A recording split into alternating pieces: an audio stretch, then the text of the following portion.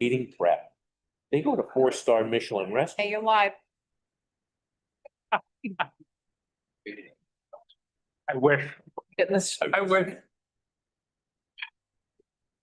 Nice crowd. Infrastructure bag. We're going to salute the flag. Yeah, that was They- those grants. I pledge allegiance to the flag of the United States of America and to the republic which stands one nation under God, indivisible, with liberty and justice for all.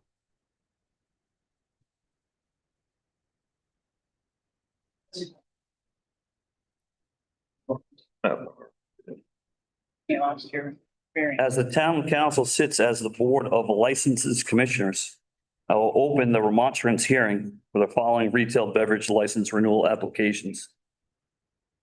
Gonna be a little bit of reading here. Liquor license, Class A, Adamsville Wine and Spirits, LLC, DBA, Adamsville Wine and Spirits, 81 Stone Church Road in the village of Adamsville. Is anyone here to speak on that? Not seeing any.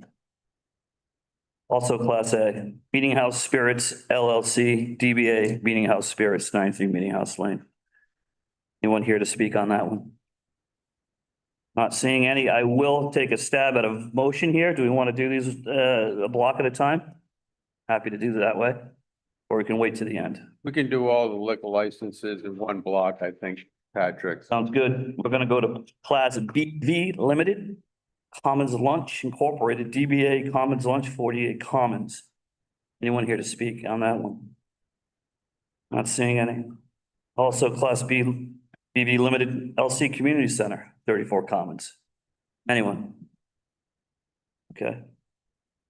Class BV, Stonehouse Resort Inc., DBA Stonehouse 122 Secana Point Road. Anyone here for that one? Just walk in the back, but no. Class BV, the Stalking Horse Incorporated, 90 Pottersville Road. Anyone? Not seeing any. And our last one, Class D, Secana Golf Club, 79 Secana Point Road. Anyone for that one? Seeing any? And Class D, Secana Point Club, DBA Secana Point Club, 11 Bluffhead. Anyone? I'll make a motion to approve all as submitted. I second that motion. All in favor? Uh, Aye. contingent upon all. Not seeing any. I will close. I will. With all state and local guidelines adhered to. Thank you, Gary. I will close the remonstrance hearing. Continue as the Board of License Commissioners.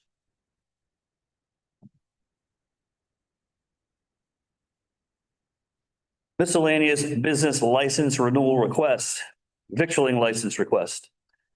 Delvin Corp., DBA A1 Pizza, The Art Cafe. Dionison's Acquisition LLC, DBA Secana Vineyard, Commons Lunch Inc., DBA Commons Lunch, Secana Golf Club, Secana Point Club. Stonehouse Resort Inc., DBA Stonehouse, Secana Events Inc., DBA Wilmer's Catering. Wilbur's General Store, Young Family Farm LLC, DBA Young Family Farm, Warren's Point Beach Club, Horse Inc., LC Community Center. Shall we do these in a block? Yeah, motion to approve all victualling license requests with all local and state and local ordinance adhered to. Have a second. Second. Discussion. All in favor? Aye, thank you. Holiday sales license requests. Delvin Corp., DBA A1 Pizza, The Art Cafe, Diners Acquisition LLC, SBA Secana Vineyard, Commons Lunch Inc., DBA Commons Lunch, Secana Golf Club, Secana Point Club, Stonehouse Resort Inc., DBA Stonehouse, Wilbur's General Store, Young Family Farm LLC, DBA Young Family Farm, Warren's Point Beach Club, Meeting House LLC, DBA Meeting House Spirits, The Stalking Horse Inc., Adamsville Wine and Spirits LLC, DBA Adamsville Wine and Spirits. Motion to approve all holiday sales license requests with all state and local ordinance adhered to. Second. All in favor? Aye. Any opposed? Thank you. Miscellaneous other license request. Moving picture license, LC Community Center. Jukebox license, The Stalking Horse Inc. Do I have a motion for those? Motion to approve the miscellaneous other license request with all state and local ordinances adhered to. Second. All in favor? Aye. Aye, thank you. Entertainment license. Dionysus Acquisition LLC DBA Secundit Vineyard. Do you have a motion for this one? Motion approves Conic Vineyards entertainment license as requested with all state and local ordinance adhered to. Second. We are in discussion. Does anyone want to speak on this one? I have a hand. Come on up.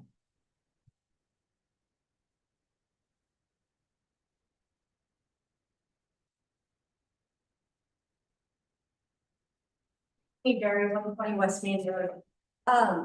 I did have the opportunity to meet with. Just speak into your microphone. I did People at home text me and bugs me. have the opportunity to meet with Justin from, Secana Vineyard this evening. And he sort of explained the plan, so it put me at ease. I know you guys are probably concerned, sorry for me about this. And while there were some issues before last year, particularly with some of the, Warburg grants. It seems like a plan going forward, so that they're gonna continue to work on sound mitigation, so I just asked that just seems the town is gonna grant the vineyard the license. I would ask that be granted on the caveat that they continue to work on sound mitigation, so as not to impact the enjoyment of the neighbor's property. Thank you. I agree. Thank you. Motion to approve Conic Vineyard license with a stipulation that they continue with sound mitigation to curtail any problems with the neighbors. All state and local licenses adhered to. I think Gary's adding to his Yes. motion. I think we had a second. Second. We broke any meeting house, any laws there, but we're think we're good. Anything, any other conversation? All in favor? Aye. Any opposed? None, thank you. The next one, entertainment license, Young Family Farm, LLC DBA Young Family Farm. Do I have a motion for this one? Any comments from the solicitor on this? I do. I've taken a look at the entertainment license. And you know, there's a case that is directly on point for this matter. It's Zarella versus the town of Exeter. And the citation is 176A 467. It's a Rhode Island 2018 case. And it really sets the parameters for agricultural operations. Weddings are not considered to be pertinent to farm or agricultural operations. I noticed that the entertainment license is for weddings, among other things. And I think it's something that is not permissible under Rhode Island law, should not be granted. I've had many conversations with Tyler Young on this. They did have a family wedding last year, which is way back behind the farm, and a hollow in the field. And his daughters grow flowers. So that's a big market in weddings, you know, flowers, a big income producing situation.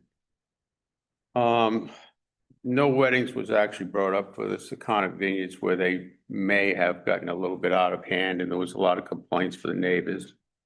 But I think the town council may want to revisit this situation about allowing weddings. I'm not saying a wedding factory, maybe one a month, which would probably curtail maybe 5 weddings a year. If we don't start helping the farmers in town, we lost Cole Walker. If we lose Tyler Young, what do we have left for farmers? We've got Skip Hall. So I think the council would behoove the council to take another look at allowing certain weddings in certain places. And I know we can't be discriminatory, but I don't know, the solicitor want to have something to say on that? The Zarella case stands for the proposition that the Right to Farm Act does not trump the zoning ordinance for certain activities such as weddings. There's other activities that can take place on the farms that is covered under the Right to Farm Act. If you wanted to allow for weddings on farms, you would have to amend your zoning ordinance and segregate it out that way. But as it stands now, it's not permitted under the zoning ordinance. It's my understanding that you've drafted a letter for this. I have, yeah, Building inspector has also weighed in on this, that's correct, yes. and they said denied weddings is, am I correct? Not permitted under the zoning. Not permitted.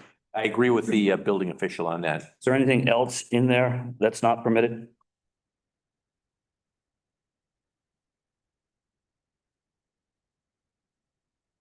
You have it, Mark? Gorilla?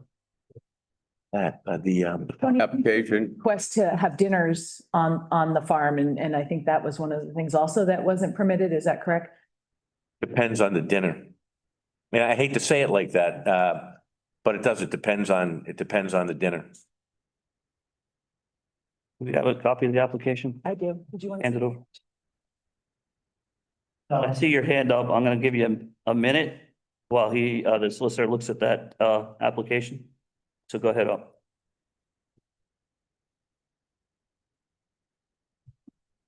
I tend to agree, Sal Marinosa, right, Oliver Lane. I tend to agree with, Councilman Mataronis, in so much that I think we should strive to allow our farmers to utilize their land as much as possible, as long as it's not hurting us.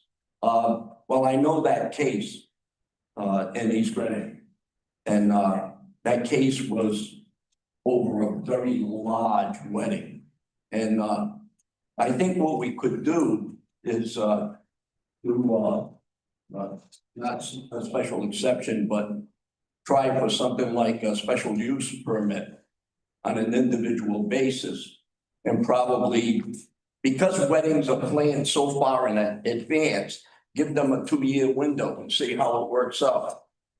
But I think something has to be done, because we don't want to lose our farmers. And this is a good way for them to recoup some of the things they do lose. I mean, I was talking to Tyler yesterday, and he lost a number of plants with animals, going after him in some of his back fields. And this is a way for him to move some of the loss. Thank you. Tony, so can I jump in? Am I right in understanding that because we don't have what Sal's describing, like an accessory use ordinance for agriculture, we're held to our residential zoning ordinance? And this doesn't these activities don't comply with that. Is that correct? That's correct, and I think what Sal is referring to is the discussion at the Tuesday's planning board meeting. Mr. Wilkie brought up the farm-friendly ordinances, in that there should be a set of ordinances for agricultural operations, which is currently not in your zoning ordinance, and that's something that board is going to take a look at. And, close to what you said too, Gary, on that. Here's the thing, by the way, taking a look at it, says dinners, depends on the dinner. Because what's happening now with farms is a lot of them are doing farm to tables. The type of stuff that's grown either on that farm or in neighboring farms and everything else. I think that is captured by the Right to Farm Act. And that's something that could be done. It's just, this is not descriptive enough. That's something that could fit in. We also need to know what type of entertainment is going to be as part of the dinner. Birthday parties, no. So when I was researching this in preparation for the meeting, I think, and maybe Bob and Gary will remember, maybe in 2019, there was discussion about accessory use for agriculture. And it was discussed, and then it didn't come to fruition. Is that correct? That was the later time. Okay. We participated in a fairly exhaustive review about 12 or 14 years ago with respect to the entertainment license. Perhaps we could revisit that and look at what we permit in our entertainment license. I realize that we would ultimately eventually come up against the fact that in the residential zone, an activity might not be able to be scheduled, but perhaps there is a way in which we can accommodate what many people do in town privately, is conduct weddings on their property and do so not for profit.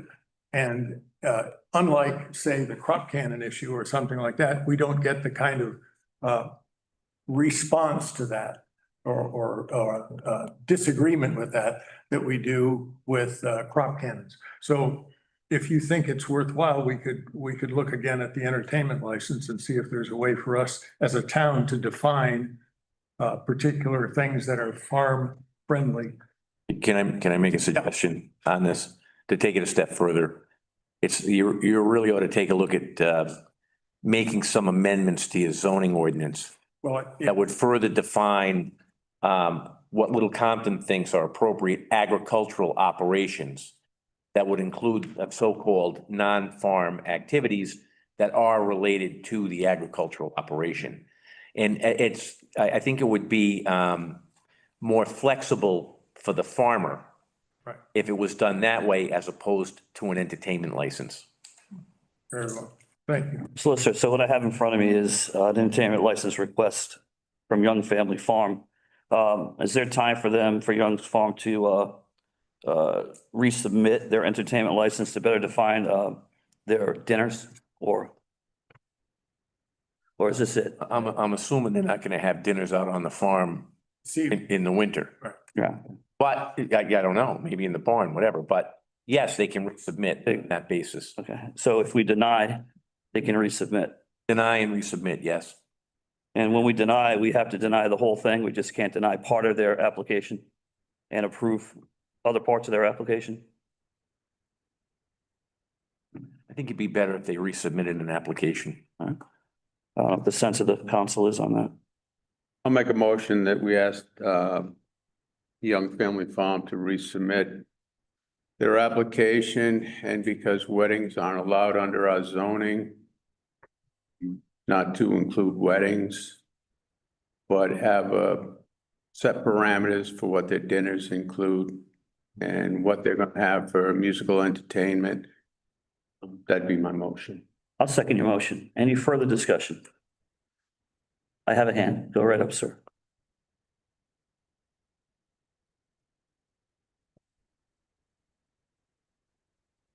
Good evening, Bill back.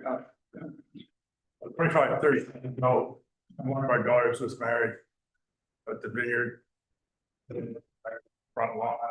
And what they had to do was get a building permit to have a tent put up.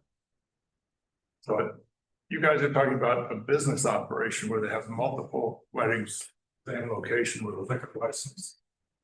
So I don't want to have a law written or understood that people can't have weddings in their own backyard if they want to have. You know, you're talking about running a whole separate business as well as farm. So I don't want to, end the fact that people can't get married in their own backyard. No, that's not the situation. If you read the entertainment license, where we have it, it was only dealing with commercial businesses. Anybody can have a wedding in their yard. Weddings in the same spot. Yeah, I mean, if somebody has a front yard and they have 3 kids, they can have 3 weddings there in the year. I mean, this is only, this is only for commercial operations. I'd also, did we vote on that? We have a motion on the floor and a second. We're in discussion. Dustin, or would you like to? Well, I'd like to, after we make the motion, I'll Okay, all in favor? make a comment. All in favor? Aye. Any opposed? Seeing any, thank you. I'd like to see the solicitor try to come up with some kind of language that wouldn't open up weddings all over the town, but some weddings do, if they have the room. Some farms are too small to host weddings, but they'll try.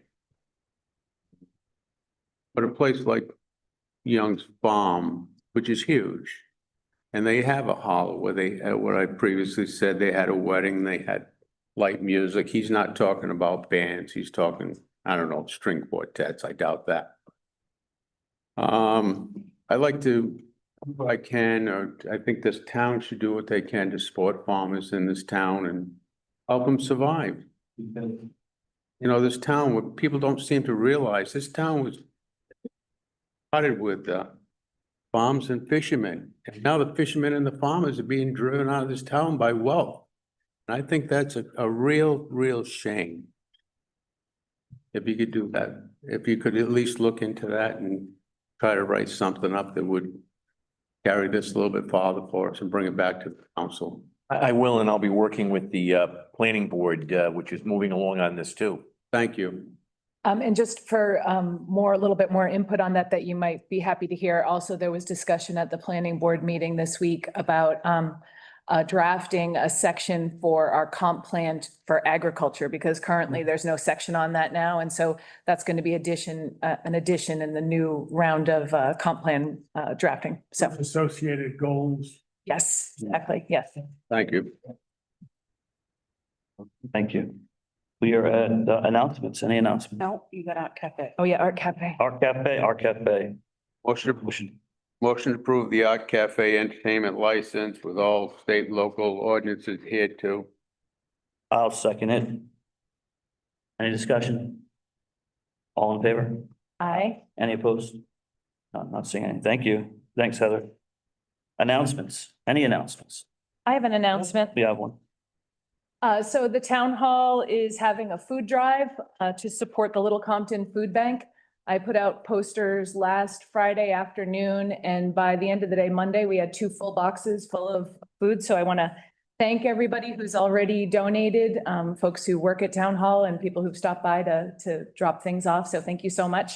And we're going to keep it going. So there's a box or a basket or both outside the town clerk's office, and we'd appreciate your help. That's a nice announcement. Thank you. I will accept a motion to approve the October 23rd minutes. Motion to approve the October 23rd town council meetings. Let anybody has any comments or questions. I'll second that. All in favor? Aye. Aye. Thank you. Jonathan, do we have the finance director's document loaded up? Okay. So we have department head reports. We're gonna pull the finance director's report. John McNamee is here with us today. He comes every month. Patrick, there is some printed in the back if someone. There's some, oh, thank you, Heather. If anyone wants to grab the finance report, there's some in the back that you can grab. John does a report every month to go over the finances of the town, and that's happening today and this month. Is there any other report from a department head that someone would like to take out? I'm going to make a motion to approve all department head reports except for the finance director's report, unless anybody else wants to pull anything else. Thank you, Gary, and I'll second it. All in favor? Aye. John McNamee, you can give a report. Thank you. And keep your eye on John. After he's done, he will slip out like a magician. So keep your eye on him. Better that he slips out than runs out. It's too late for that, Gary. I wanted to give everybody an update on the 24 audit, because I've been getting a number of inquiries on that. So we've been meeting monthly with the Auditor General, Department of Revenue, our auditors, the CPAs that we brought in to help us put together the 24 audit work papers. And we meet on a monthly basis. The last meeting was on October 31st, and that was a pretty productive meeting. Based on the results of that meeting, the auditors are anticipating issuing the 24 audit sometime at the end of this month, early December. We actually have another meeting scheduled with the Auditor General and Department of Revenue on December 8th, and we fully expect that we'll have the 24 audit completed and issued before that meeting. We also discussed the 25 audit, which based on scheduling and my ability to get information to the auditors, we anticipate having the auditors complete their audit for 25 during the month of January. And I would expect that we would have that audit report issued by the end of March. So we'll be finally caught up at that point in time. So we're not dealing with 3 years at this point in time. We'll be just dealing with 26 and then a 27. So I think that was very positive from that standpoint. And I'll be preparing all the work papers for the auditors, and I do anticipate a fairly smooth audit for 25 at this point in time. The financial statements, which I am providing, are the obviously the audited statements for 23. 24, these are the numbers that currently are with the auditors. I'm not anticipating any significant adjustments. As you can see, the excess or deficiencies of revenues over expenses are going to be $1,115,661, which is going to wind up bringing our accumulated surplus at the end of 24 down to $1,874,000. The bottom line that John's referring to, please. Oh, I see that.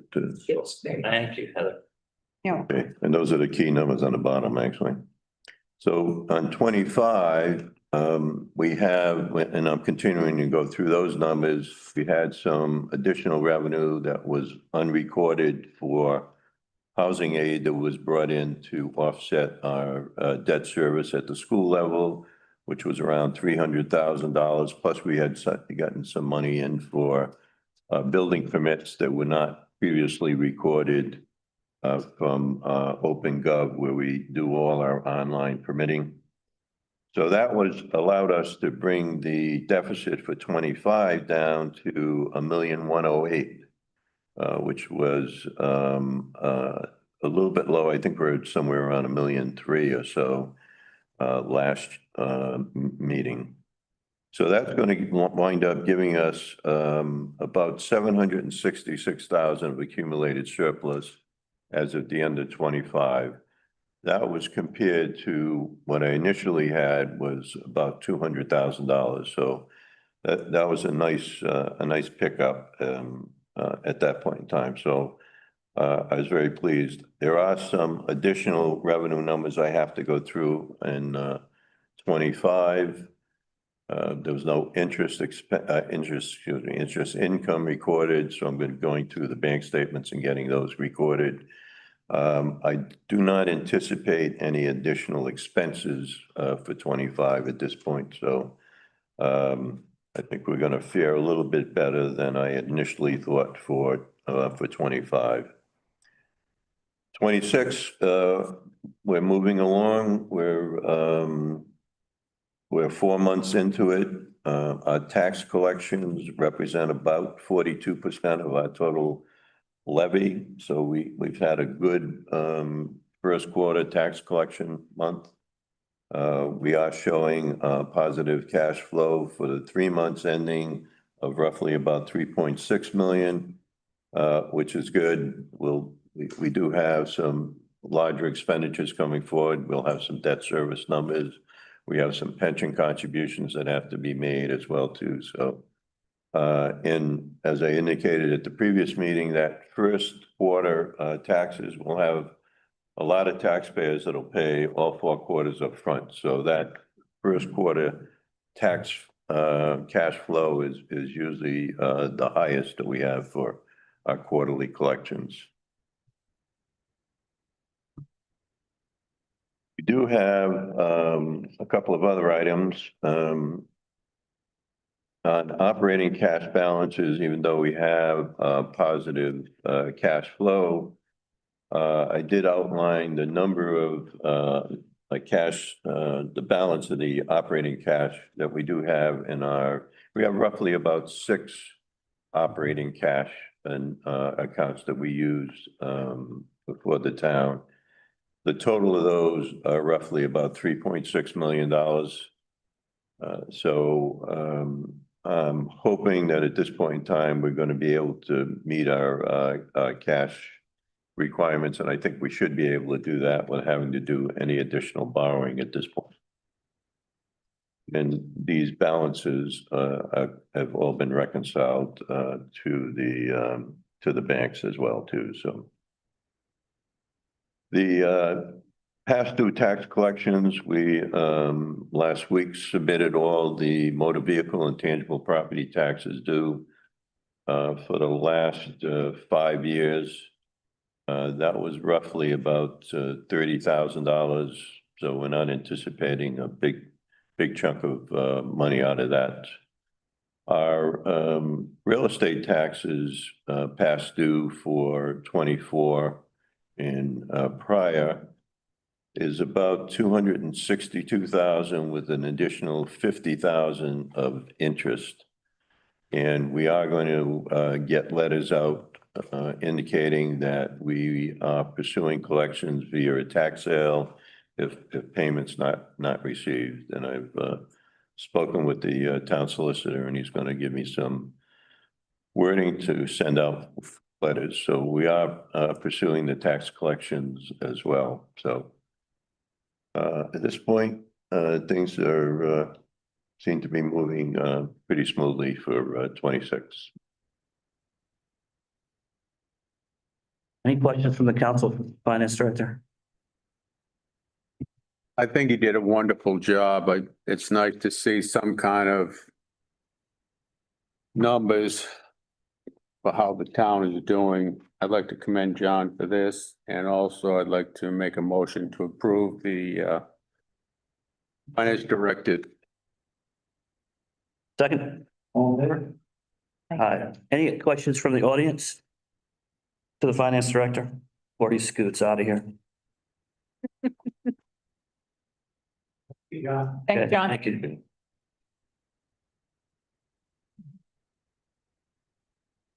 Thank you, John. You can go the back way, John. So we're gonna move on to old business, and I'd just like to welcome and announce Anya Rader Wallach as our new interim town administrator. She's sitting over there in the white.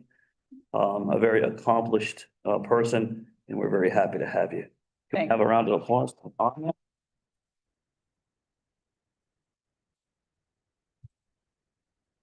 Old business one, vote to approve the interim town administrator's contract for Anya Rader Wallach is written. Motion second. I'm sorry. We have a motion. Sit first. I thought that was a motion. I'll make a motion. I'll make a motion. Gary seconded it. Yep. All in favor? Aye. Anya, you can find Anya in the building Mondays, Tuesdays, Thursdays, chained to her desk. So if you need to find her, call her. Please do that, and she can answer her phone at any other time. Would you like to say anything else, Anya? As of your welcoming, in your microphone, so people at home can hear you. You can reach me through the traditional town administrator email or a Wallach with a K at the end at, I think I'm the first person on .gov, right? You are. At littlecompton.gov. Thank you, Anya. Old business two. Vote to approve the Director of Senior Services contract for Pamela Coward as written. My apologies to the council for getting to you this late. Do I have a motion? Make the motion. I will second the motion. Any further discussion? All in favor? Aye. Any opposed? Anything? Old business three, follow up to draft proposal from Homestead Exemption Ad Hoc Committee. I think we're going to slow down with this. We have anyone, any comments from the council on this one before we take a vote? Yeah, as you know, I'm on the committee with Jim Locke, Jack Hare, Andy Ryan. and Andy Ryan. We've been meeting twice a week on this. We held 2 public hearings already, or public meetings, where we got input from the a few people that attended. So we came up with this last draft. We sent it to the solicitor. He made a couple of corrections, and he seems to think it's good to go for public hearing. Am I correct on that? That's correct, yes. So I'm going to make a motion to schedule this for a public hearing as soon as possible. I think it's 3 weeks. It has to be advertised. But I'm also going to ask Jim Locke to stand up and speak on it. before we get a second on that, can I get a clarification on this public hearing? Do we need it now, or can we get it to the legislature as quick as we can and have it later? That's to you. You know, the General Assembly opens up the first Tuesday of January.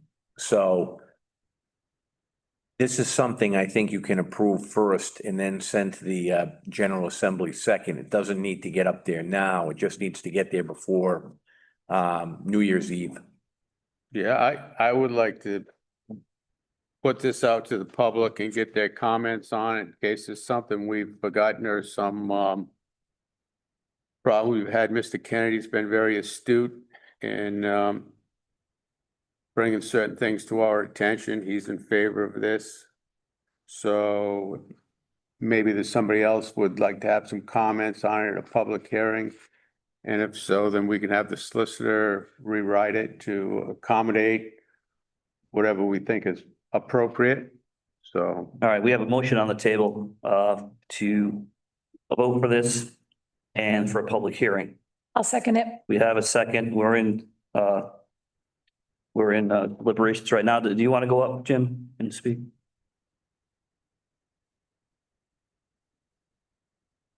Jim Locke with 10 Pond Road. There have been a lot of questions about the mathematics and the numbers surrounding this activity. And I just wanted to present this simple slide to explain how it is that these numbers are going to work. The first thing I'm going to say is that the five of us, including, and Denise was on that committee also, Denise Cosgrove, made the assumption that town revenue from property taxes would be the same with or without the homestead exemption. In order for that to occur, let's assume now that this year's property total tax is going to be $15,600,000. That's the first line up there. If we assume, I think a reasonable assumption in order to rebuild the general fund, that next year's property tax revenue will be $16.2 million. So the 4% increase that's mandated by the state doesn't apply to the tax rate. It applies to the total amount of property taxes that the town can collect. The tax is not mandated by the state. That's a ceiling. That's the ceiling. That's correct. Thank you. So if the town only does the 4% increase in the total tax revenue, this year's millage rate will be $4.79 per thousand of assessed value. Next year, the millage rate would be 4.97. Okay, that represents a 4% increase if nobody adopts a homestead exemption. If in fact we want to keep revenue for the town neutral, which is our goal, next year, there are two ways in which the homestead exemption will provide for enough tax on properties to pay for the homestead exemption. Okay. So next year, the millage rate will go up to $5.20 or approximately 25 cents per thousand for every property in town, homestead or not. If in fact you're a non-resident, you get that 5.2 will apply to the entire assessed value of your house or property. If you're a resident, that 5.2 will apply to your property less $100,000 or $104,000. So that's how it is that the revenue for the town stays constant. Now, if you could put the next slide up, this is the impact of that set of recommendations. If your house is currently assessed at $400,000, under the status quo, if we don't do a homestead exemption, you'll pay $1,974. If you're a non-resident, you'll pay an additional $105. If you're a resident, you'll save $438. And Then if you go to $750,000, if you're a non-resident, you pay an extra $195. If you're a resident, you save $350. You'll notice that if your house is valued at $2 million or less, you'll save money with the homestead exemption. And if it's valued at $2 million, you're only going to save $19.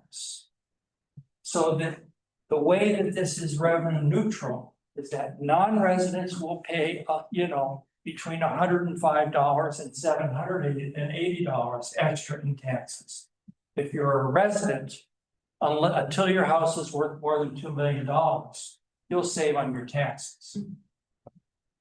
And I just wanted to make sure that people had an opportunity to understand how the numbers work for this. Because we spent a lot of time, and I gotta tell you, I have to give a lot of credit to Jack and Andy and Gary and Denise, as we went through a lot of different variations of this in order to come up with this. And by the way, we came up with this plan because it will not require changes to the legislation as the time goes on and inflation changes the value of houses. And I'm just here to answer any question.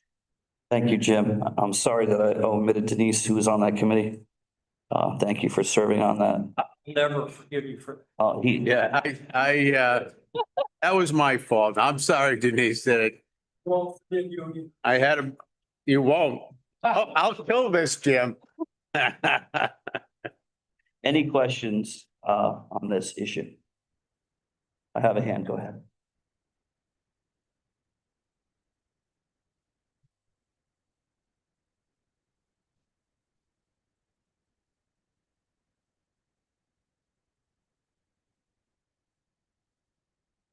Ben Kennedy, Drum Rock.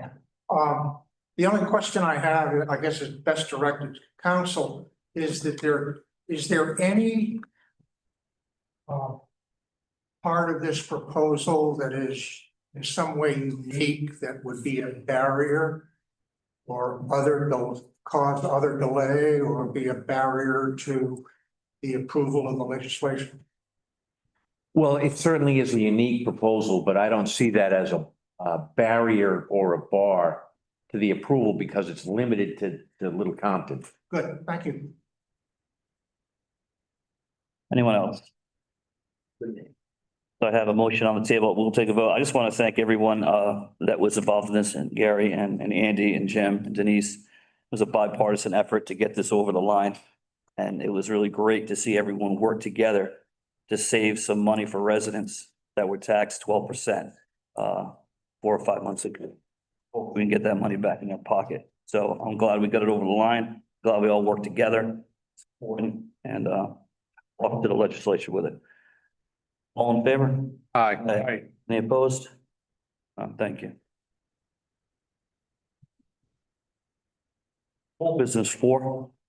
Vote to advertise job description for part-time senior activity coordinator. Got a motion?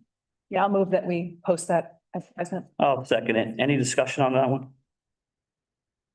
So we feel that this is needed with the new social service director. With our discussions with Ms. Boddington and Pam Coward that we had. Sisson. Okay.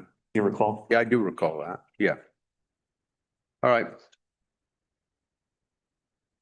All in favor? Aye. Aye. Any opposed? No, not saying any. Thank you. Old business 5. Requests from the Harbor Commission for discussion on technical review process on harbor-related applications. Do we want, here we go. How are you, Ben? Ben is gonna say who he is. Go ahead, Ben. This is inspired by a simple fact that the town has a whole host of authorities that we hold are accountable for. But there's no written language that any town board or any applicant needs to master in any project that is before the harbor. And so the idea of technical review committee, I heard first heard from when her office was having to do a bunch of rework on something that had been done once, and then town expertise found some mistakes and had to do it again.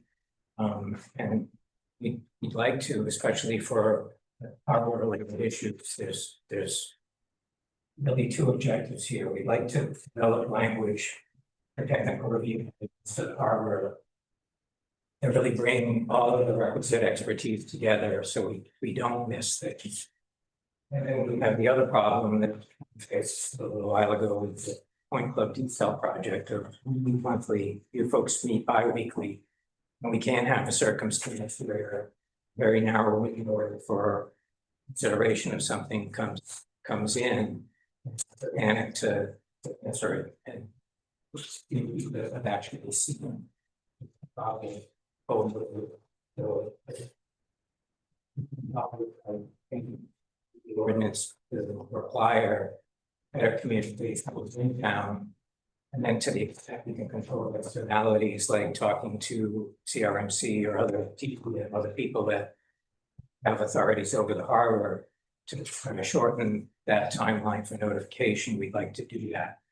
So I had a nice meeting with Hartman a couple of weeks ago, where he did some research and found in North Kingston is actually in their harbor management plan, in their ordinance, and in their agreement with CRMC.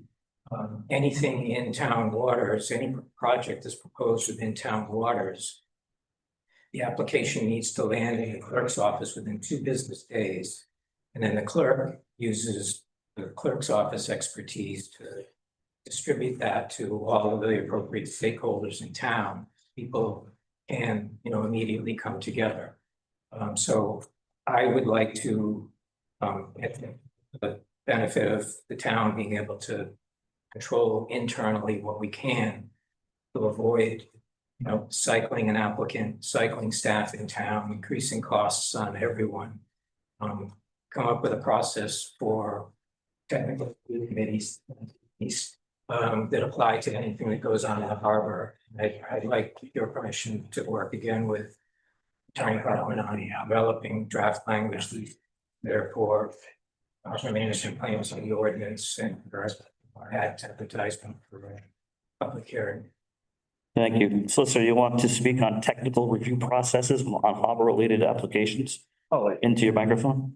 well, I have to say that there was a discussion at the planning board on Tuesday about whether or not the town could have a technical review committee under section 45-23-56A. And the planning board elected not to go forward on that. So that creates a little bit of an issue.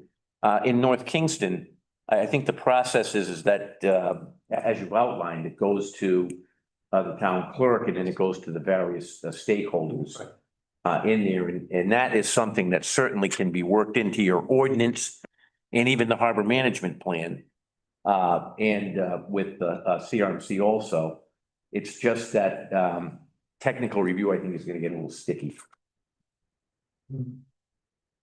North Kingston already has a technical review. Most communities do, but you don't have one here. The technical review committee under this statute is really a subcommittee of the planning board. And I don't want to speak for the planning board, although I was at the meeting. They just felt that you have a technical review committee. It's typically town staff, it's the building official, the fire chief, the police chief, things like that. They would prefer to just deal with them directly and send the applications that they need to on that basis.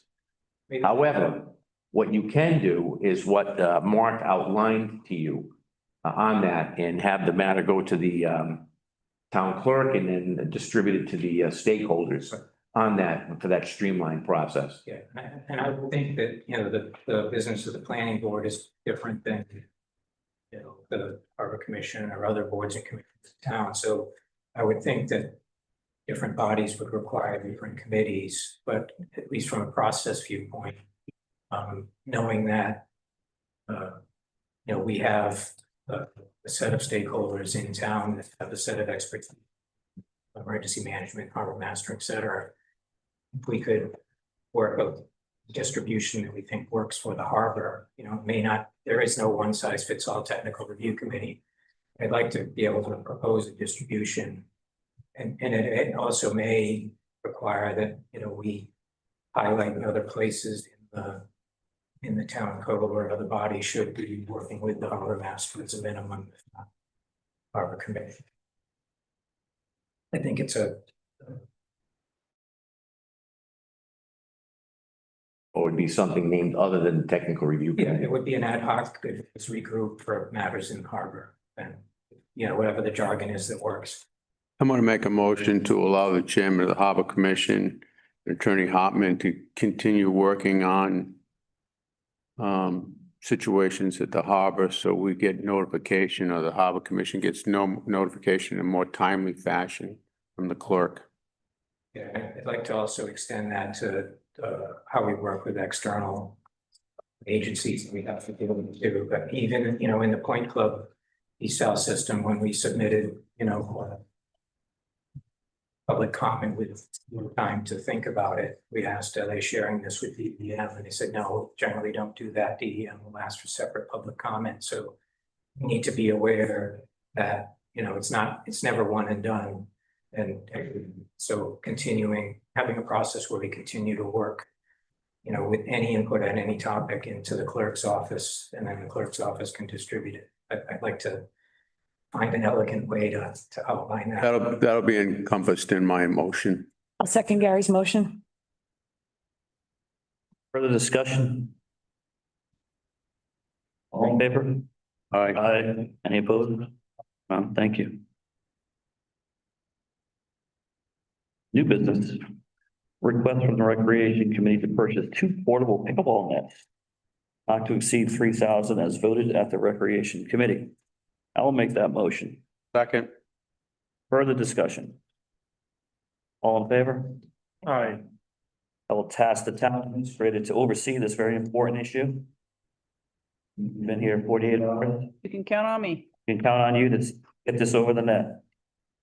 So does. Thank you very much. Nice pun.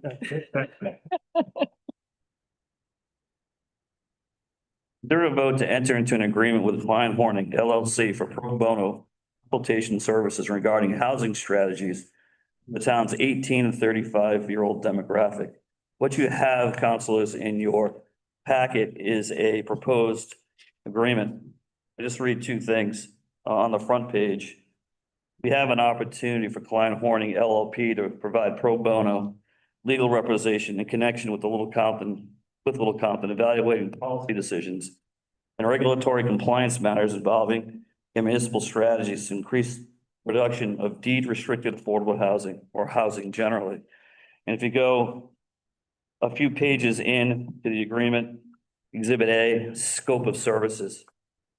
The work will include the following on behalf of Little Compton: preparation of research and advice pertaining to policy judgments and regulatory compliance matters Little Compton encounters in the course of considering municipal strategies to increase production of deed-restricted affordable housing or housing in general.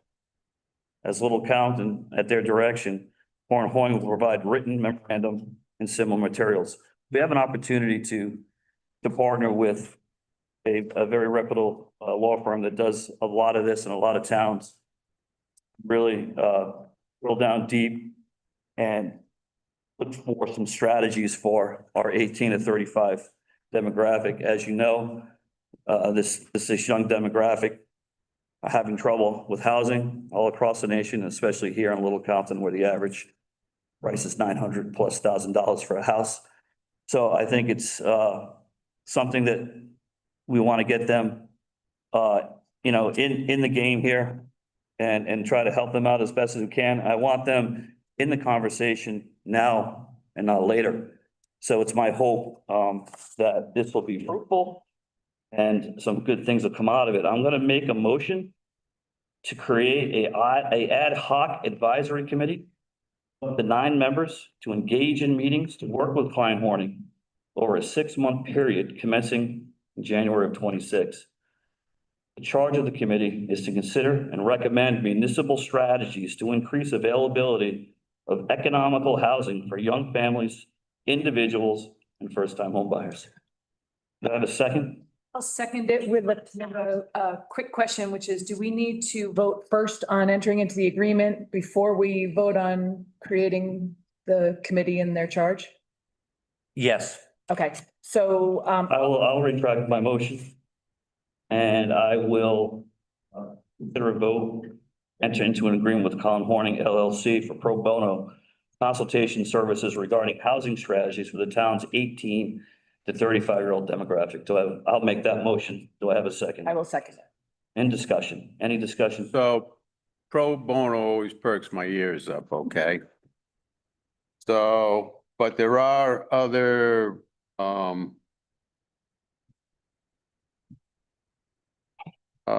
monetary situations involved with that. So if the new town administrator would keep track of that and get back to the council, like, I don't want to see something that's supposed to be free, end up costing us a lot of money.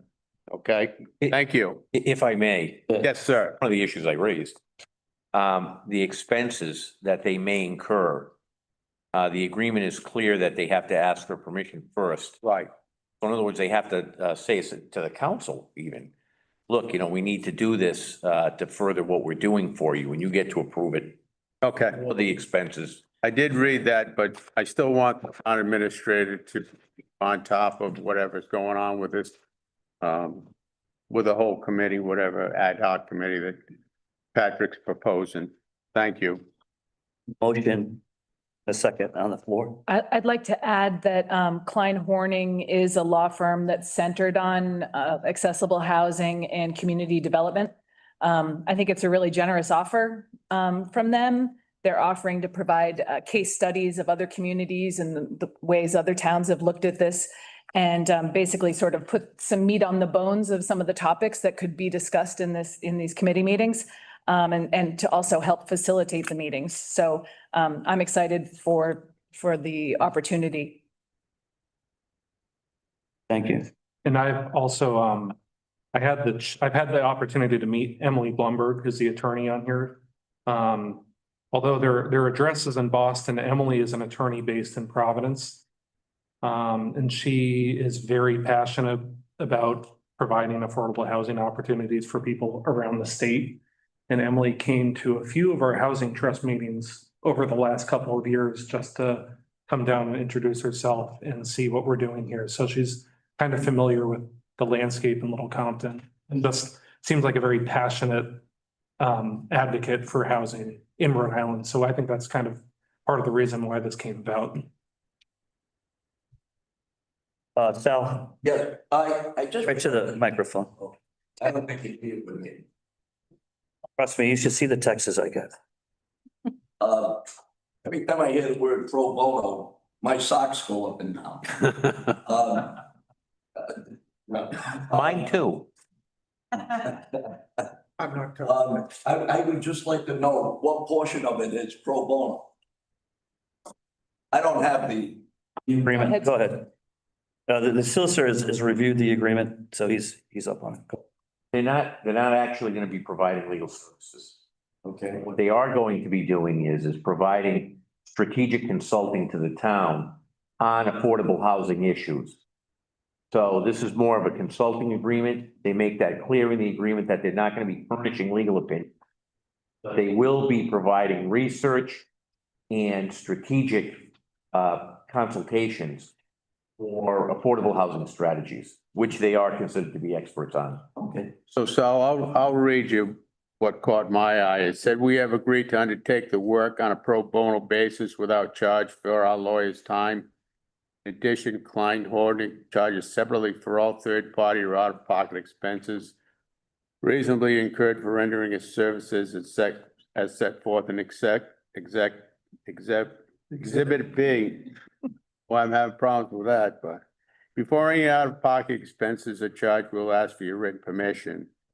So as long as that's adhered to and they say, okay, we're gonna need to spend X amount of dollars for this research, I'm not gonna have a problem with it, but like I say, you hear pro bono is free and then you say, Yeah. but also you're gonna be charged for this. Thank you. Thank you. Anyone else? We good? All in favor? Aye. Any opposed? None? I'll make my motion now to create, my motion is to create an ad hoc advisory committee of up to 9 members to engage in meetings to work with client Horning over a 6-month period commencing January of 26. The charge of the committee is to consider and recommend municipal strategies to increase availability, economical housing for young families, individuals, and first-time home buyers. That's my motion. Do I have a Second second? that. Any further discussion? All in favor? Aye. Any opposed? None. Heather, can you advertise for letters of interest for this ad hoc committee, please? I think that is a yes. Yeah, I said yes. Communications. Anyone like to take anything out of communications?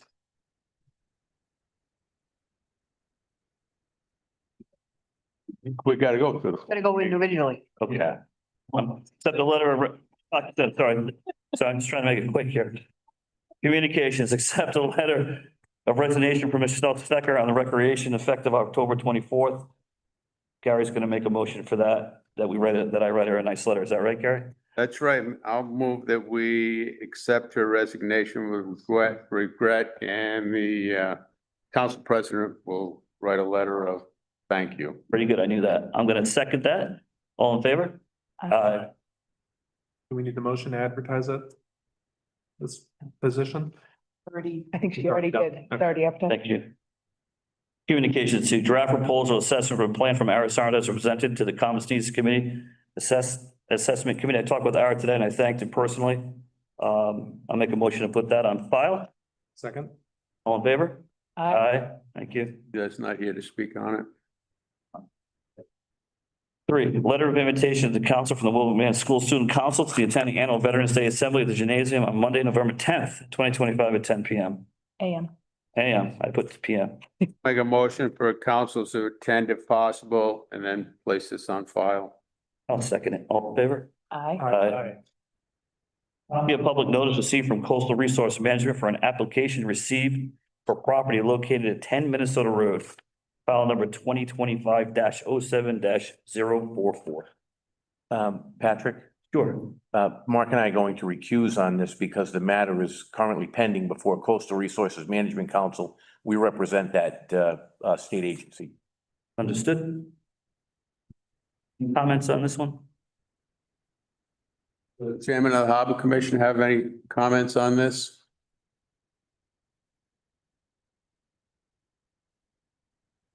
Again, so we will, we did receive, thanks. On, Somebody must have touched. Is it good? Yeah, so we received the obviously request for public comment. We will be meeting on this on our scheduled meeting Thursday, the 15th next week, so we will have an opportunity to discuss it. To consider whatever public input comes in to the clerk's office that gets forwarded to us. We did just receive a letter from the Ehrlich family, and that was helpful. But we can come back to you on the 20th for your meeting on the 20th, which is, just a day ahead of the RMC deadline. But we feel we need more time. This is the first of its kind since the 38 hurricane in a very bad spot in harbor. It's a very compact little project, but it's extremely complex, and so we have to look at. We can bring you folks a fully informed recommendation. So there's a bunch of environmental aspects. There's a bunch of physical vulnerability aspects that are associated with this project. It's again something that came, like I stated earlier, it came to the harbor master the day that we all saw it. So there's a lot of folks that have concerns that I'm hoping are going to be participating in our discussion on the 13th.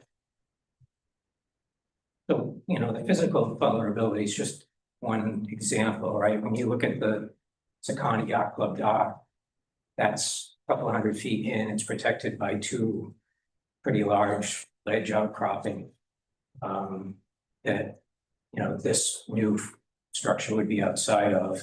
And the yacht club folks skinny that thing down to, removing all of the floats and ramps and everything every year. And every winter, Mother Nature partly disassembles it anyway. Now I see, winter is several commercial fishing boats that to me look like $500,000 worth of capital equipment hanging on a line.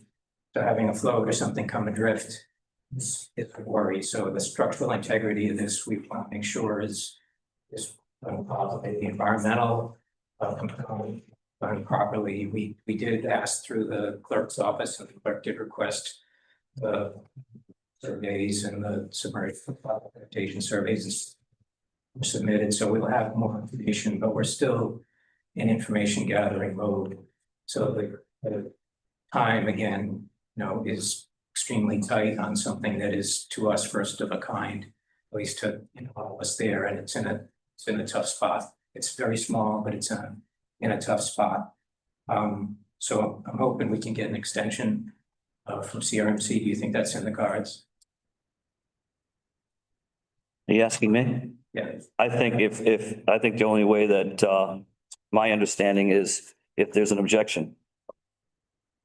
So the other thing I'm going to request, and I think I just got my answer by sort of walking out, is we're going to need legal advice. And unfortunately, everything the Harbor Commission does with CRMC, solicitor's office is in fact because they advise CRMC. So is it possible that we can get legal advice for some of the things that we're going to be coming through? For example, should the town compel the family to take away the float, take away the ramp every year? Chances are they have the good judgment to do that, but should it be something the town compels? That's one question, but the real question is, can the town, right? So we don't want to come back to you with a bunch of desirements that have absolutely zero legal basis. So having some kind of counsel to the Harbor Commission while we prepare our recommendation doesn't waste your time, doesn't waste the Ehrlich's time, doesn't waste anybody else's time. Makes it better informed if that's possible. I think it's a reasonable request, to get some more information, because we don't have any. I don't have any. I'll make a motion to, give permission for legal, counsel to the Harbor Commission on this matter. Second. Any further discussion? Do you? Yeah. Finally, the harbor is also under Army Corps jurisdiction. And the language again with that agreement is, they have a 5-year agreement with CRMC and with Rhode Island DDM that they trusted to do a lot of bidding and communication on projects in the harbor. But it says and, so we also must work with Army Corps of Engineers. So again, a question to the council, gathering information, understanding processes. And we work directly with Army Corps, and the harbor master work directly with Army Corps. That stuff that goes through the town. It's my understanding that you don't need any permission from the council to talk with the Army Corps of Engineers. You have that ability. Thank you. But tomorrow, can I work with the clerk's office on who worked with legally and? Yes. Right, thank you. I have nothing else. Okay, we have If there are comments, I think, getting the family's letter from the clerk's office is helpful. If there are other people that want to opine on this, to CRMC, please copy the clerk's office so I can, gather that and part of, what I think will become as fully informed of an opinion as we can make in the short time we have. Thank you. Thank you. Thanks, Ben. So we have a motion and on the table, and we're under discussion. Sir, you have risen. Would you like to speak? Indeed. Okay. Name is Christopher McNally. I'm the attorney representing the Ehrlichs on their CRMC petition. And to members of the Harbor Commission, the November 13th meeting, if it's of any use, of any help, I'd be happy to attend. field any questions that you might have regarding the petition. The Ehrlichs are keen to get this process moving through CRMC, and anything we can do to facilitate that, we will do. To your question about the dock, maybe a bit premature, the floating dock, the intention is to preserve the asset as well. So it would be taken out on an annual basis for service, and because it would potentially take a meeting with a winter storm. So I'm here to answer any questions that the council or members of the public may have, or if you want to defer that until the Harbor Commission meeting on the 13th, that's perfectly all right as well. But I do get the impression that there's a fair bit of interest in the topic. I'm prepared to wait till we have more information, but you do have a lawyer on the clock here. If anybody wants to ask him anything, now would be the time. Well, I'm gonna take advantage of. You want to take, I knew Gary, consider this a pro bono right here. There's pro bono somewhere in this room. So there was a nice letter written by Isabella Ehrlich, and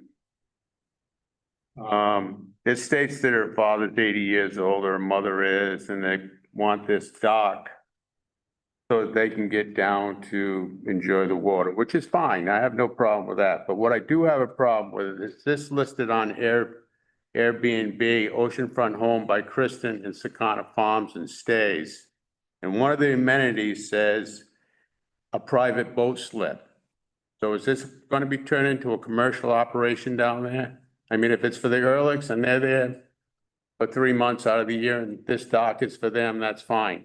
But if this is a profit-making dock, which is going to increase their profit when they rent this building out, as it states in the Airbnb, I'd like to know that. I can't testify on behalf of my client. Ms. Ehrlich is here to speak to those sort of questions if you'd like.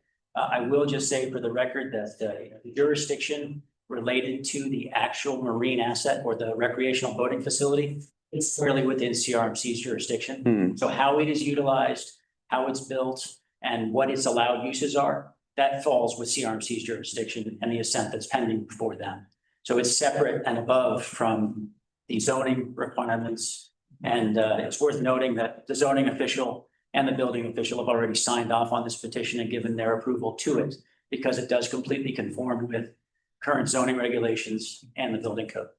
So with that, if Ms. Ehrlich would like to answer that question regarding the use of the building, which I'll just reiterate, it's not really germane to the maritime asset or the recreational boating facility.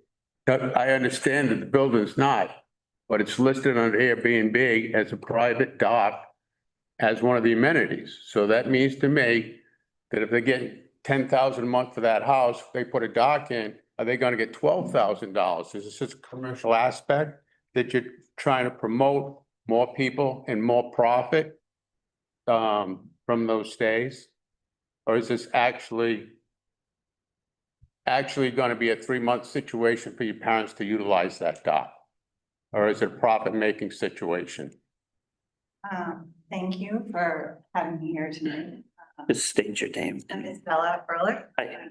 Together with my husband, we own property at Minnesota as well as 9 Minnesota. We have 4 children. I'm a Rhode Island native. I grew up in Rhode Island. My parents live in Barrington. And I consider myself a very proud Rhode Islander. We bought this home because we have a lot of children and we have a very large extended family, and the intention was for us to be there together. We, like pretty much 75% of our abutting neighbors, including some of the neighbors present here tonight, do rent the house for several weeks during the summer because the cost to maintain the house is very large. And the other thing is I work as a builder and as a designer. I'm in the business of renovating homes for historic preservation only. I don't do new construction. I don't do development at all. I do solely historic preservation homes, and this home was something that I lovingly wanted to preserve myself. And for the historic character of the area. It was very important to me. So the amount of money that we use for rentals really does go to preserving the home, maintaining the home so that it looks the way that it did when it was built 100+ years ago. So as I said, our neighbors also rent their homes around us.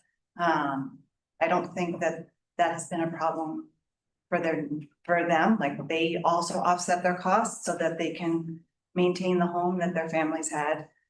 And we are there for at least all of August, but we're also there for Christmas. We're there for Thanksgiving. We're there on the weekends with our children. So the home is very important to me. It's important to my family. I don't know why it says the boat slip. I have no idea why it says that. We don't have a boat slip, so that how it would even be checked off, I don't know. It may be a setting in Airbnb, but we have no intention of renting it. We don't have any intention of doing anything except swimming. We have our own mooring, which we don't use because we don't have a boat.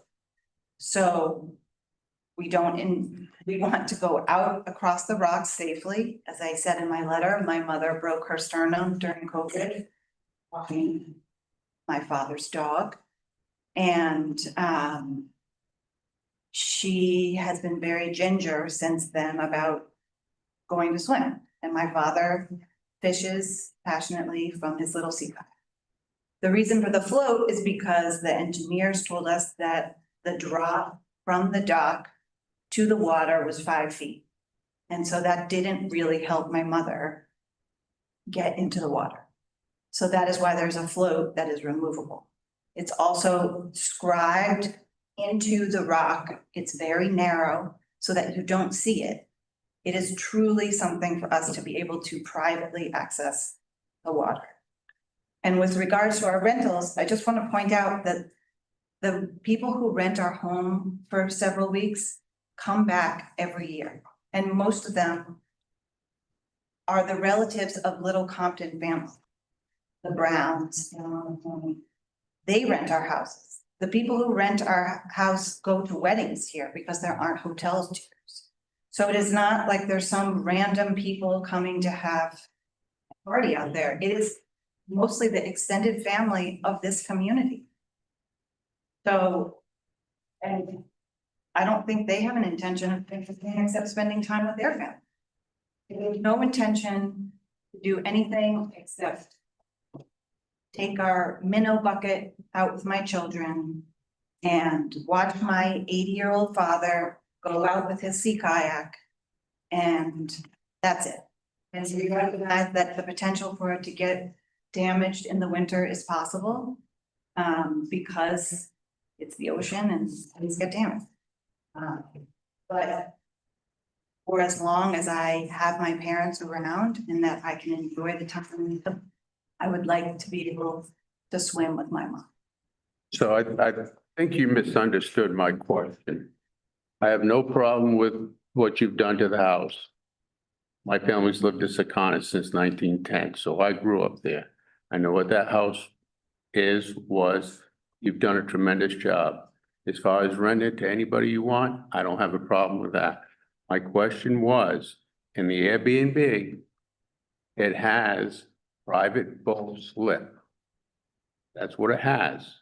So my question was, are you using that to gain more profit from your property? If you go back into the Airbnb, which I have here, and you go through it where it says amenities, you'll see it says private, says boat dock, private. That was my question.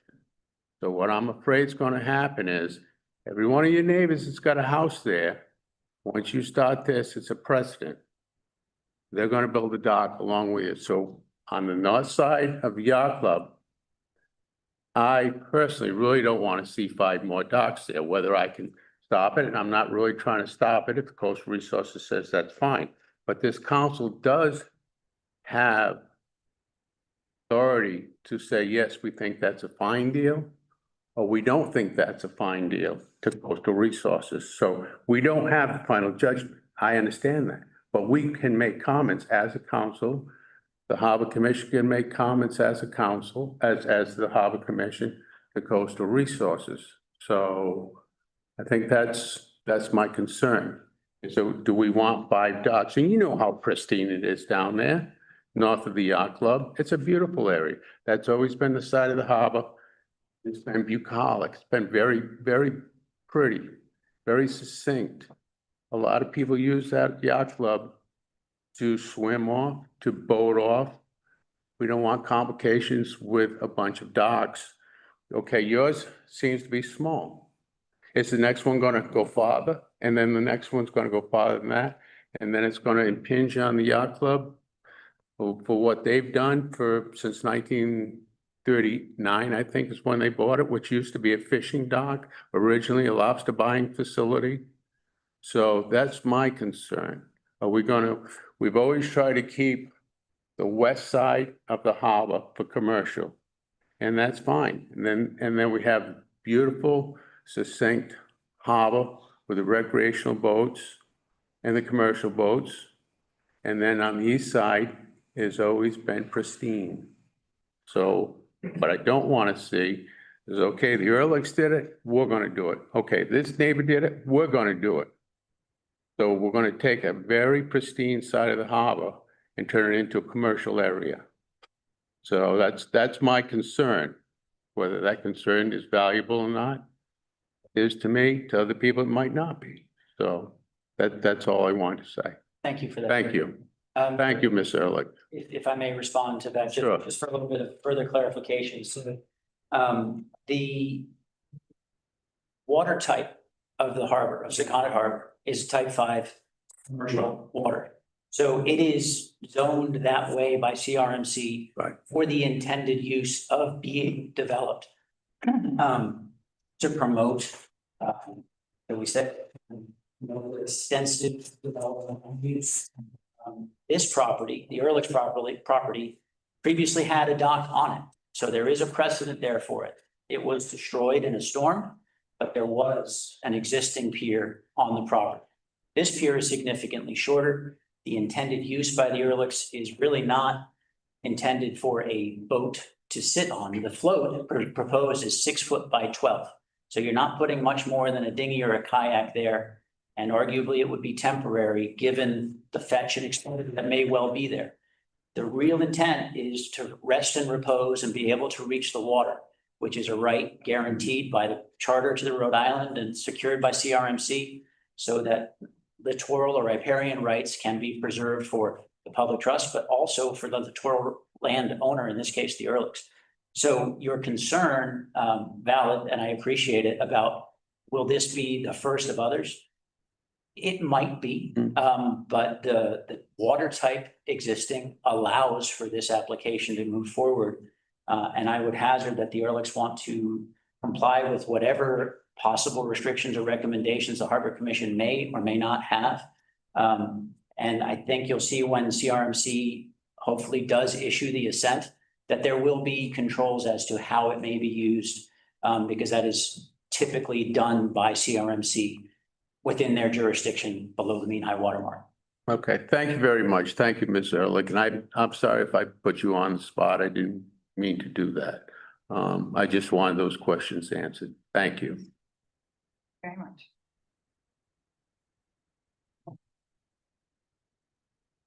We'll hand to the back. Whoever wants to race up can be first.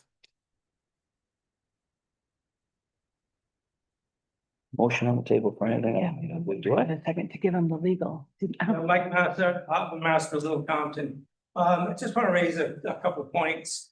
A couple of years ago, when the Ehrlichs bought that property, they came to see me and asked about a riparian rights mooring, which I looked into and helped him through the Harbor Commission achieve that goal. We did have an agreement that the mooring would be subject to all the rules and regulations of any other mooring in the harbor. and which he agreed to. A couple of years later, actually last spring, I've had to keep calling to get the mooring fee, and then last spring, said that he didn't think that he needed to pay the mooring fee. And we talked it out, and then finally he agreed to pay it. It was last year, so part of the rules and regulations of having a mooring is that if you're not using your mooring, you can't just let someone else rent it, you can't let someone use it.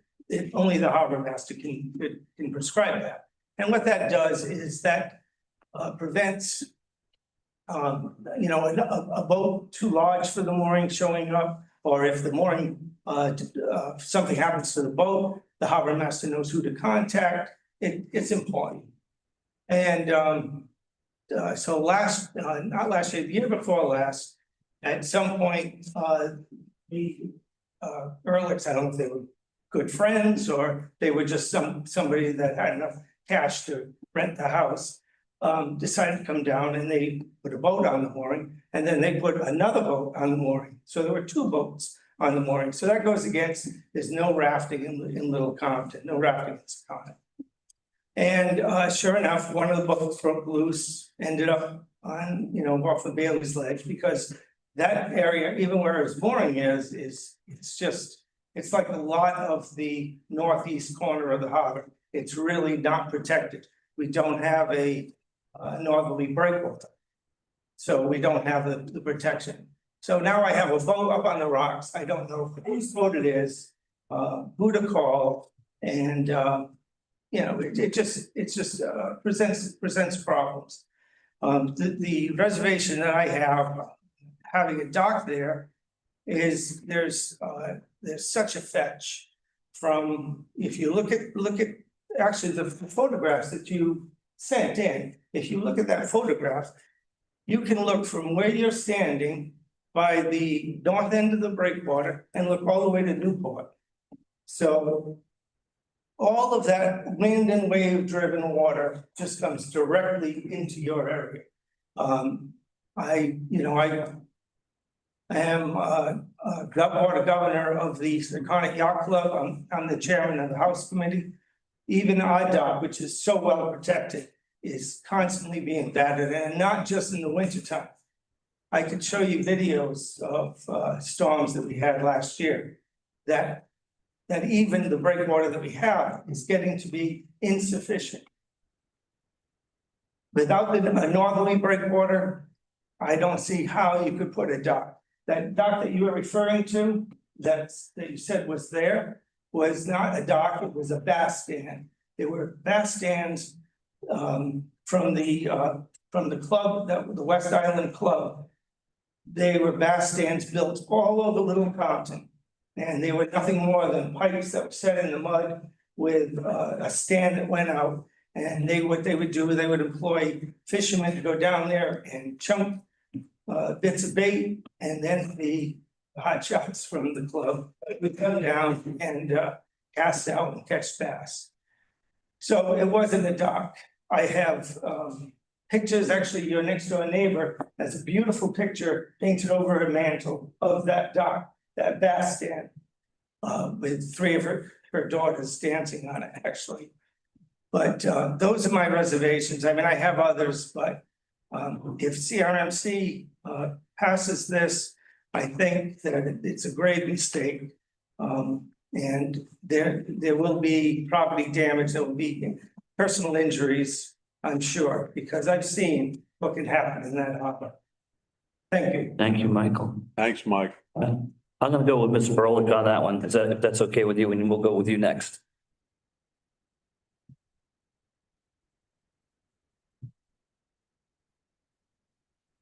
Want to respond briefly to the boat that was supposedly on our mooring. Mr. Massa knows that, one, we don't have a boat and have never had a boat. And in fact, when my father comes to stay at my home, he has rented a mooring from Mr. Massa because his boat was 1 foot larger than the requirement of our mooring. So we have not broken the rules. we have intended to be in compliance with rules. And in fact, as I said, my own father has not put his boat on our mooring. So we have not let somebody else use that mooring.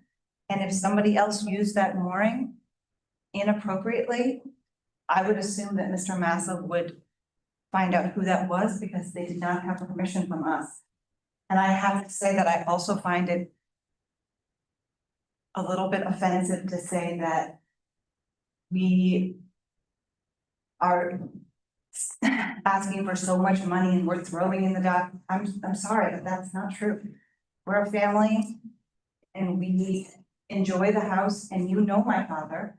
You know, and you know that we are complying with those rules, and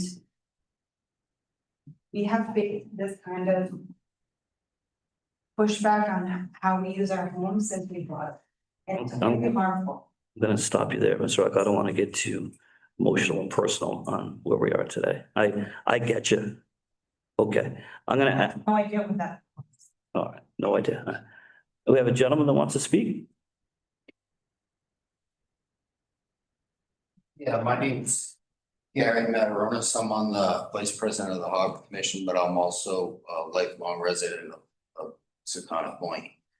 Kind of like what Ben was going over, this whole thing, along with other things, get put in our laps. We had very short time to deal with it. You can see this is a contentious situation.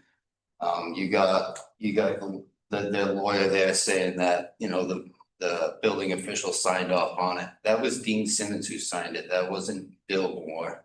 So that signature is invalid in the first place. You know what I mean? So all this, suddenly he gets it before before they even come to the Harbor Commission and try to get any kind of input from us. It seems like everything was done kind of, you know, trying to avoid having any conflict or getting any professional opinion from the harbor master. Let me just clarify the building inspector as I know it, as I looked into that.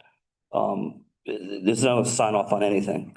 That goes to CRMC. You go, what he filled out, which I have here, goes to CRMC and is like 4 questions on it. So now the CRMC is gonna decide, you know, what's gonna happen to that. Then it's gonna come back to Little Compton and it has to adhere to our building codes. That's when we have the opportunity to say, does this adhere to Little Compton's ordinances and It code? would Bill Moore come into play then as. Bill Moore was asked about it and gave his opinion that Yeah, it's okay to. but he's never signed anything because he's the guy that signs those applications or whatever. It wasn't signed by him, no. Well, and the other thing is as a, you know, as a kid fishing through that whole area, which I've fished lobster pots through that area, I've lost pots there, I've beachcombed there, there's a lot of kids that go through that area in beachcomb. I've walked from Taylor's Lane to back both did. to kind of Yorkville before, and is that gonna hinder all the young kids that go beachcomb and that go looking for rock crabs and stuff like that? Now they got a pier or they gotta go over somebody's dock or you know what I mean? It's just, it takes away from the whole situation. It takes away from the public using the coastline, because now is it like, oh, you're near my dock, get away from my dock? I mean, it's just, it's setting the wrong precedent for the kind of harbor we are. We're just a, you know, a historic, try to preserve, we're basically at our max. You know, we're at our max for room for moorings and everything like that. We've accommodated a lot. We've accommodated them with their riparian rights for the mooring. We've done everything we could for them, and it just feels like, you know, it's just turning into something it shouldn't. But I mean, I'm just worried about the access for people along the beach. There's plenty of yacht club kids that use it. My kid, I've used this since I was a kid. And that's just, you know, it's just more of the coastline that's getting taken away from the public and privatized, basically. You know, what are you gonna have to do? Walk under the dock, walk over it? I mean, you're blasting into ledge that's, you know, that beautiful rock ledge is what we're known for down there, you know what I mean? And now we're gonna blast that up. There's a whole slew of stuff that we're gonna be dealing with. This eelgrass there, there's all kinds of seaweed there. There's people that go for clam bakes for rockweed there. I mean, it's just. There's a lot of other uses that go on with the coastline over there that's gonna get disrupted from this, so. Thank you. I think we I just have, wanted to, we have the application and Bill Moore, I was mistaken. Bill Moore did sign that also with, Bill Moore signed. they're both signed. If you want to see, you can. It's there.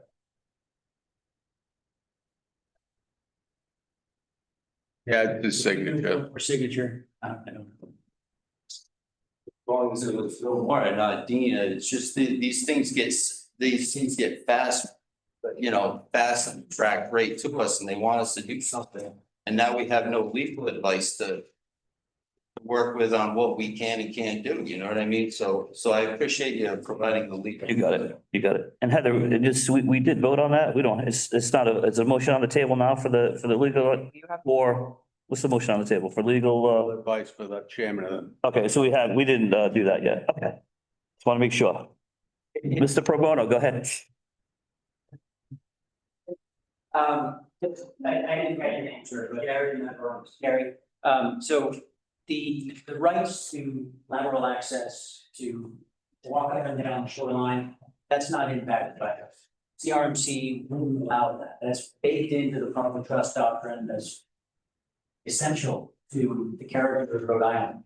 Our coastlines, the ability to get ragweed for a clam bake, to go and take mussels, to fish, all of those things, they are almost inalienable rights under the Rhode Island Charter.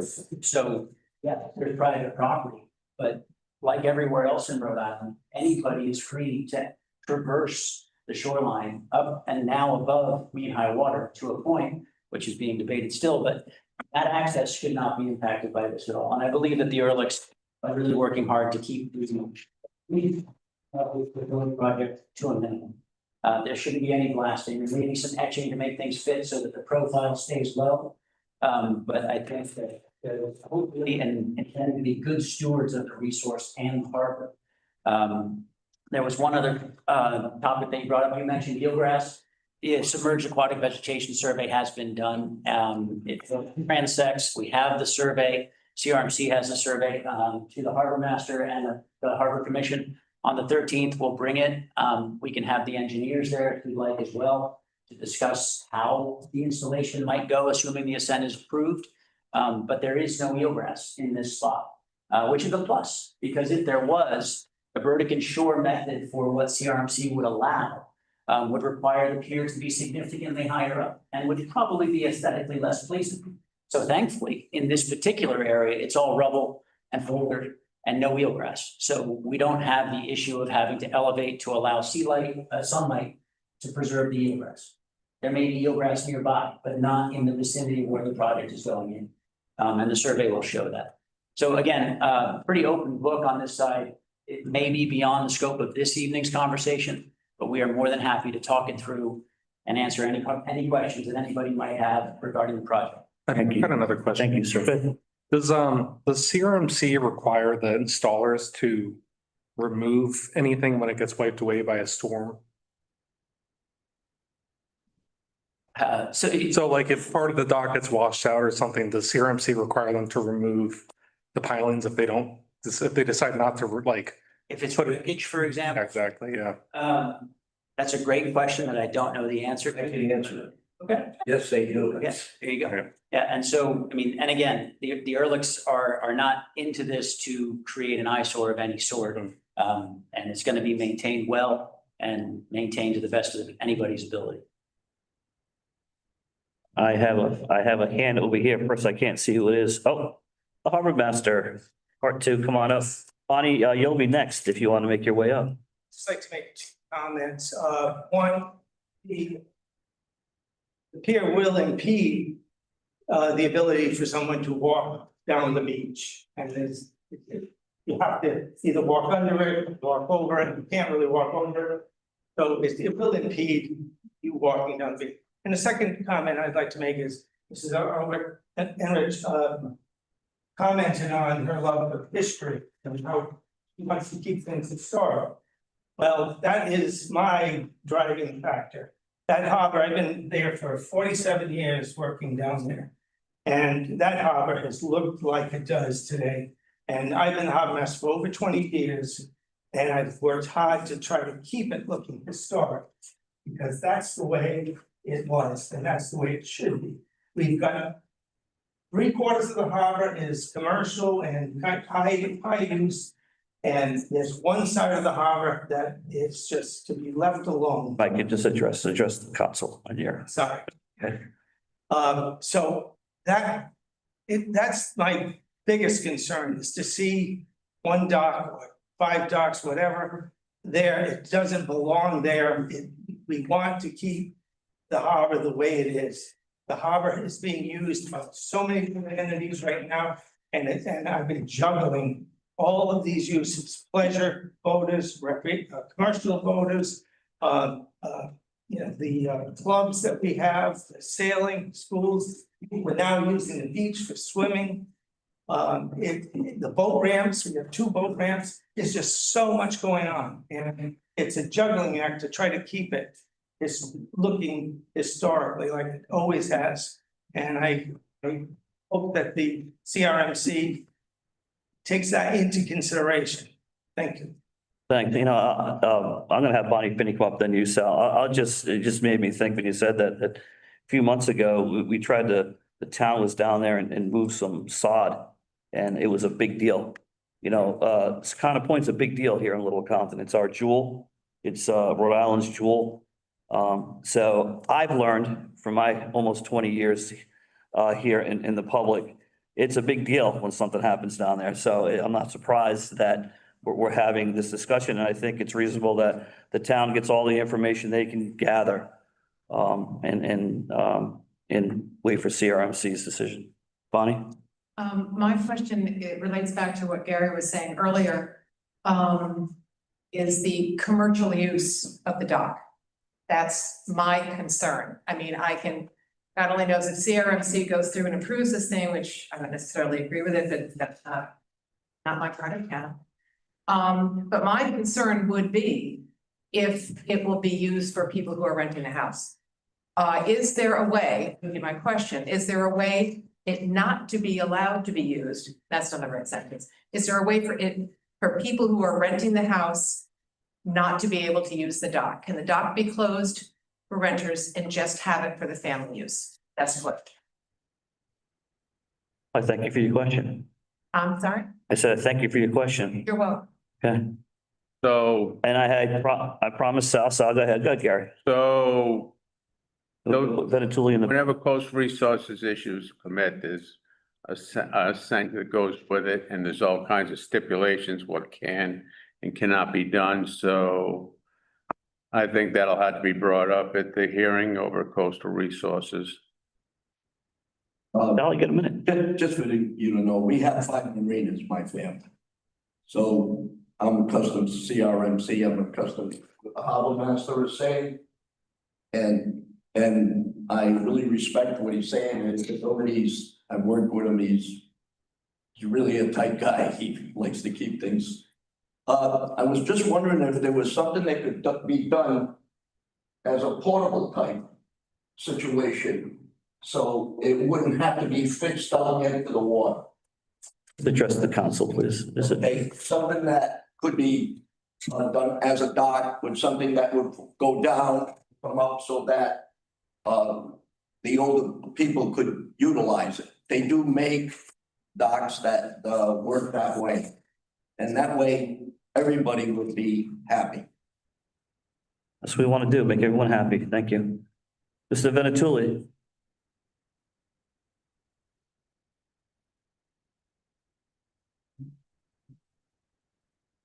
Been a while, at the risk of offering pro bono opinions on things. Let's keep the streak going. I feel like I'm entitled to work for a long time on the harbor management plan. I feel like we got that the 5-yard line and we didn't get it over, and that may have resolved some of the issues had we done so. I see the issues as sort of twofold here. I'm not engaged on this matter despite my experience in it. Just to be clear, I represent no one except for myself on it. with respect to the current application, that is one thing, but as Councilor Mavaronis mentioned, the concern is going forward. And I really think that a plan needs to be made going forward to give the town more of a say in what happens and to set that up. I urge you, just as an initial matter, to look at that, because if this application goes through, I don't think there's any bar to everyone going along and doing pretty much what they want. I think there are realistic, practical, and achievable ways to give the town a say in that. I don't want to offer my opinions on how to do so now, but I urge you guys to look at them. Because again, the door may open. With respect to this application, the only thing that I'll say is I hear where Councilor Mavaronis is coming from, that this could be construed as a commercial enterprise. That becomes a zoning issue, in my opinion. And to the extent that that information was not in front of the building official or the zoning official at the time they signed on that letter, I think that may be pertinent to raise to them, because I've seen these retracted before. So that's all I have. I thank you for your comments. Thank you, guys. Anyone else that would like to comment? You gonna give it one more swing? Go ahead. One more swing. Go ahead. Go ahead. To the concern of the people here in public with their opinions, and thank you for all the questions. The permit application or the assent sought is for a recreational boating facility. That's what CRMC calls a private dock. The zoning in town is the zoning in town, right? If you allow short-term rentals, that's what's going to apply there. I think the question of can the dock be restricted to the owners only?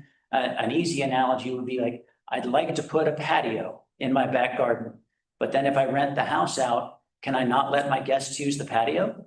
It's no different. It just happens to be that this is a dock that they have every right under Rhode Island law to install on a waterfront property. So we need to sort of keep a little bit of perspective about what we're trying to accomplish and allay some of the concerns that members of the community have. Regarding the removable dock, we can explore it, but it's really more of a question for an engineer as to whether that's feasible in this location. And I would propose, we just reiterate that on the 13th at the Harbor Commission, that might be a better venue to really flesh this out and answer even more questions in greater detail. Thank you. So I think the lawyer just answered my question that this was going to be utilized as part of the rental agreement, that there would be a dock going along with the house. Thank you. Is there like?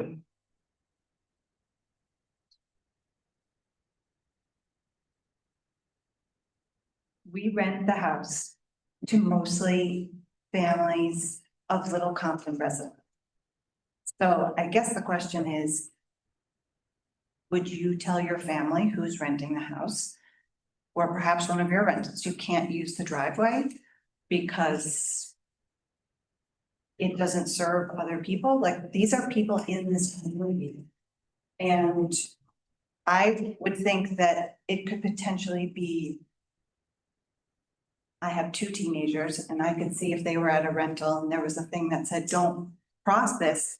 The first thing they would want to do is cross that onto that dock. So I don't think that the people we rent to who are families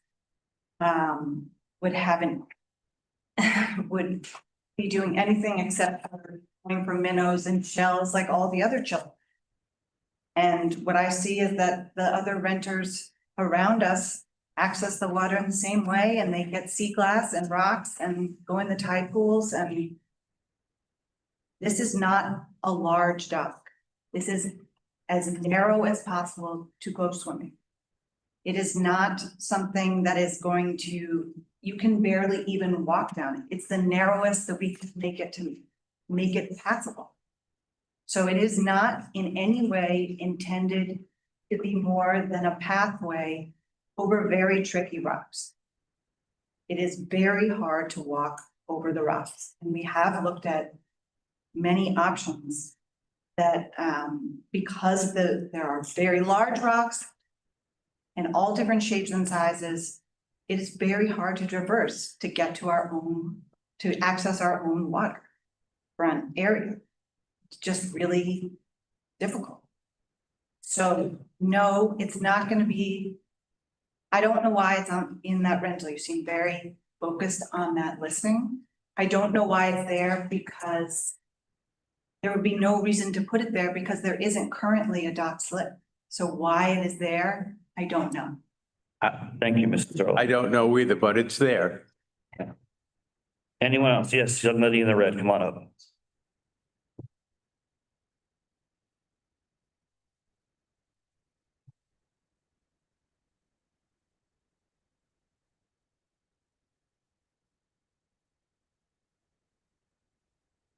Hi, I don't know if this might help at all, Just state your name and your address, please.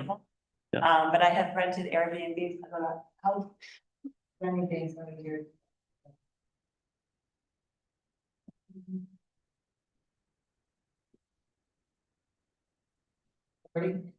You can actually, you probably already noticed that you can stipulate in your Airbnb, because where we had it, we had this big giant hanging in the back of our yard that all the kids wanted to use, but it was dangerous, so on our listing stipulated that that was not for the use of the guests. And so you can have any kind of limits that you want. Then whoever is renting has to abide by that. If they don't, then you're not liable. So it could be helpful. Well, thank you for that information. All right, we have a motion, a second on the table. Heather, would you read it again, please? To grant permission for legal counsel to have a commission. Have a microphone. No, I do not. Mine won't. Louder. Have one. Permission for legal counsel to be granted to the Harbor Commission to assist with this process to work through. It was first for Patrick, second for Gary. We'll get you a microphone. I don't need one. You're gonna get one. He needs one. All right. Any further discussion on this? When we do, come on up. I'd like to clarify what the council would like to give us any specific charge to come back to you with. You have expectations on what you want out of the Harbor Commission. Who made the motion? You made the motion. I did. I don't need a microphone. So I can add to the motion to bring us back any information that you find on this issue. That'll be your charge. You want to add that in? Can you say that again? You want me to say it again? Yes, please. Didn't hear it? I'm going to charge the Harbor Commission with bringing back any information concerning Minnesota Road. Application file 2025-07044. So then. Again, I'd like to reiterate that anyone please. Put their opinions into the clerk's office so they can distribute that to the members of the Harbor Commission. This is now active for us. We obviously can't discuss anything out of open meeting. More information broadcast ahead of time so the members appreciate it. And from that, I assume you're not asking for a recommendation from us. You're asking for all of the facts, and you folks will integrate that and make your own conclusion. I think we're looking for information. I don't know what will happen after that.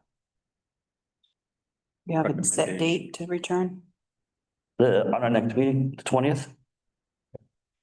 I think since they're an advisory board, we should get their recommendation. Happy to add recommendation to my motion. Thank you. Anything else of discussion? All in favor? Aye. Aye. Any opposed? Not seeing any. Thank you. Thank you. We'll go on to the next thing, communications request from the Sausage Guy for the renewal of its food establishment license for a mobile cart in Little Compton. I have a motion. Motion to approve with all state and local ordinance adhered to. Second. All in favor? Aye. Any opposed? Not seeing any. 6, accept a letter of resignation from Anya Rita Wallach from the Conservation Commission effective October 31st, 2025. Gary? So I respectfully accept this letter from Anya Wallach resigning from the Conservation Commission with regrets, and ask the town council president to write a letter thanking her for her time served and also welcoming her to her new role in town. I'll second that. Okay. And the clerk to post the vacancy. And the clerk, Posted. yeah, Posted. I thought it. Thank you, Gary, for being a good sport on that. I'll second it. You seconded it. I'm sorry. All in favor? Aye. Any opposed? No, thank you. 7, letter received from Dorothy Bever and Royce Taggart on 595 West Main Road, proposed short-term rental ordinance. Further thoughts? Further thoughts? I've never seen that on here, but. okay. Motion place on file. I'll second it. Any further thoughts and discussion on this? All in favor? Aye. Aye. Request from tax assessor for a list of abatements to be approved. The tax assessor want to comment on this abatement?